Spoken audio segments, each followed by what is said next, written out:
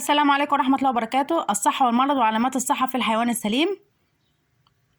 بنجيب الحيوان ونربيه، نهتم بالمزرعة للإنتاج الحيواني، نهتم بالنظافة والتهوية والتطهير والتعقيم، أدوات النظافة، الشمس، الشباك، وزن الحيوان،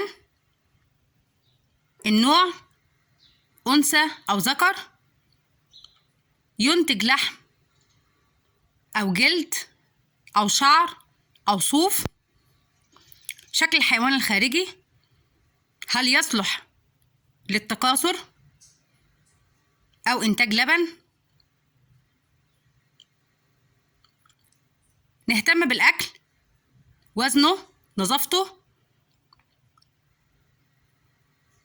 إنتاجيته، وزن المنتج، الرعاية الصحية والأدوية للحيوان وتاريخ صلاحيتها وتكون مناسبة لوزن ونوع الحيوان.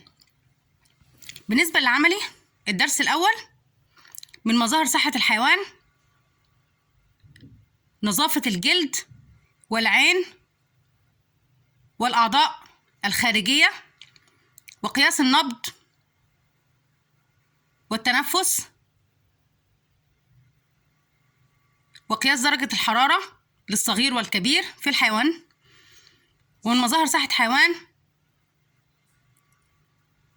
الجلد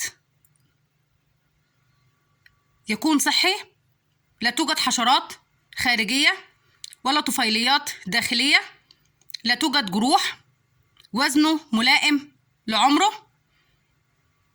والسلام عليكم ورحمة الله وبركاته.